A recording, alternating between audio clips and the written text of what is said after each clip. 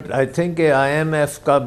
مقصد یہی ہے کہ آپ کو جب یہ اس قسم کے وہ سوال پوچھتے ہیں آپ سے،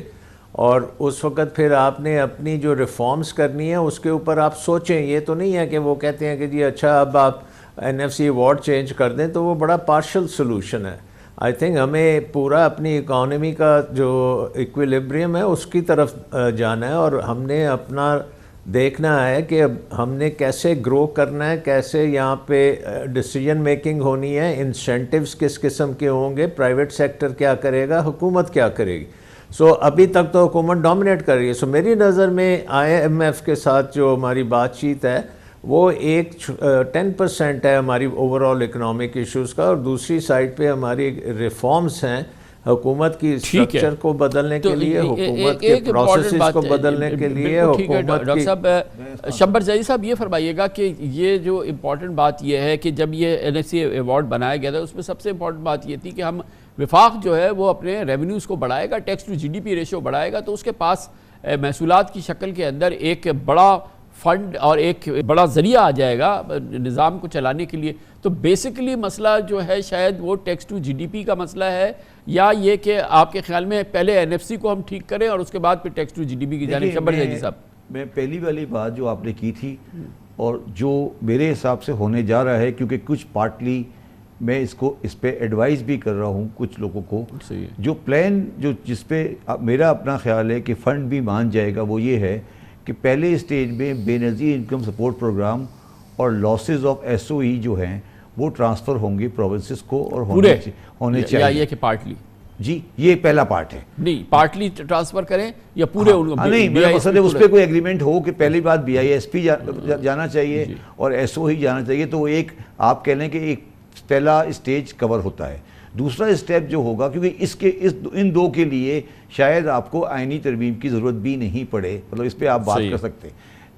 دوسرا اسٹیج جو آئے گا وہ یہ آئے گا کابرال صاحب، وہ یہ ہے کہ میں یہ سوچ رہا ہوں، جو میری ایڈوائس ہے کہ جو فائنینشیل چارجز ہیں اس کو ہم فریز کر دیں. فریز کا مطلب یہ ہے کہ آج 2024 تک جو ہم نے بوروئنگ کی ہے وہ ساری اس کا انٹرسٹ فیڈرل گورنمنٹ اٹھائے، اور آنے والی جو بوروئنگ ہے آئندہ دنوں میں اس کی جو کاسٹ ہے وہ پروونسز سے شیئر کیا جائے. تو یہ بات آئی ایم ایف کو ایکسیپٹیبل ہوگی. تو یہ ایک 3 پرونگ پروگرام ہے، اور اس کو پیپلز پارٹی کو بھی سمجھایا جا سکتا ہے کہ آج کی پوزیشن میں جو آپ کا آج اسٹرکچر ہے یہ فائنینشیل کاسٹ کی وجہ سے پریکٹیکلی وائبل نہیں ہے، اور فائنینشیل کاسٹ کا جو اماؤنٹ ہے اس میں یہ بات ضرور ہے کہ جو پرانا ڈیٹ ہے جو تقریباً جس کا 7,500 بلین کاسٹ آ رہی ہے وہ وہیں پہ رہے، اور اگلا سالوں میں جو بھی ڈیٹ آتا جائے وہ پروونسز اپنے اس حساب سے کہ کون سا پروونس خرچ کر رہا ہے وہ اس میں خرچ کرے. یہ فیصلہ میرے ذاتی خیال میں این ایف سی کے اوپر دونوں سائڈ کو ایکسیپٹیبل ہوگا اور سیاسی سائڈ کو بھی ایکسیپٹیبل ہوگا. یہ اس طرف بات جا رہی ہے، اور انشاءاللہ تعالی ایک مشورہ، ایک ایڈوائس، ایک سجیشن ضرور ہے. ڈاکٹر صاحب ڈویبل ہے یہ؟ ابھی آپ نے گفتگو سنی شبر زئی صاحب کی. ڈاکٹر سلمان شاہ صاحب جی ظاہر ہے کہ ہمیں جو اپنے فائنینشیل کاسٹ ہیں وہ تو فیڈرل گورنمنٹ نے، کیونکہ سارے قرضے فیڈرل گورنمنٹ نے تقریباً لیے ہوئے ہیں بوتھ ایکسٹرنل اینڈ انٹرنل، تو ان کو سروس کرنے کے لیے تو فیڈرل گورنمنٹ ہی ریسورسز دیتی ہے. لیکن ہمارا تو یہ ہے کہ وہ جتنا بھی ہم نے قرضوں کی سروسنگ کرنی ہوتی ہے اس کے لیے ہم نئے قرضے لیتے ہیں، اور اسی لیے تو آپ کا آئی ایم ایف پروگرام میں اب پرائمری سرپلس کا ایک انہوں نے بات کی ہے کہ آپ کے پاس پرائمری سرپلس ہوگا تو کچھ تھوڑی بہت آپ کی سروسنگ جو ہے وہ آپ اپنے ریونیو سے کریں گے، باقی سروسنگ ڈیٹ سروسنگ پھر بھی ڈیٹ سے ہی لی جائے گی. یہ پاسبل ہو سکتا ہے کہ آپ پہلے ایئر مارک کر دیں کہ ڈیٹ سروسنگ کے لیے کیا ریسورسز. ڈاکٹر صاحب اگر ہم بی آئی ایس پی جو ہے، جو ظاہر ہے کہ پروونسز کو بڑا براہ راست اس کا فائدہ ہوتا ہے، بی آئی ایس پی کو ہم تھوڑا سا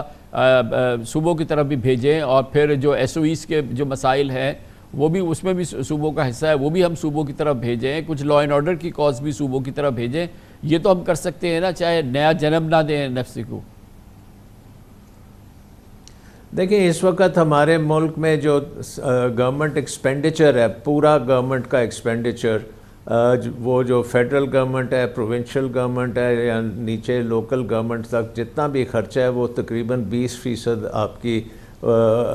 پوری اکانومی کے جی ڈی پی کے سے تھوڑا سا زیادہ ہے، میرا خیال ہے 22% کے قریب ہے۔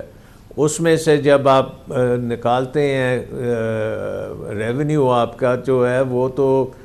10% 12% ہے، اور اس میں نان ٹیکس ریونیو بھی لگا لیں تو وہ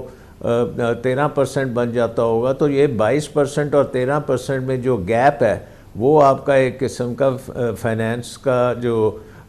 وہ آپ کا قرضوں پہ چلتا ہے۔ سو اب آپ ڈیسائیڈ کر لیں کہ وہ گیپ جو ہے اس کو پہلے تو یہ ہے کہ کم کیسے کرنا ہے، یعنی کہ آپ کی حکومت کے اخراجات کیسے کم کرنے ہیں، اور اس کے بعد آپ ڈیسائیڈ کریں کہ فیڈرل گورنمنٹ میں کیا اخراجات ہونے ہیں اور نیچے کیا اخراجات ہونے ہیں، اور اس کے مطابق پھر آپ ڈسٹریبیوٹ کر لیں۔ سو آئی تھنک کہ یہ اتنا بڑا مسئلہ اس لیے ہے کیونکہ گیپس بہت بڑے ہیں، اور اس لیے ہے کہ جب آپ یہ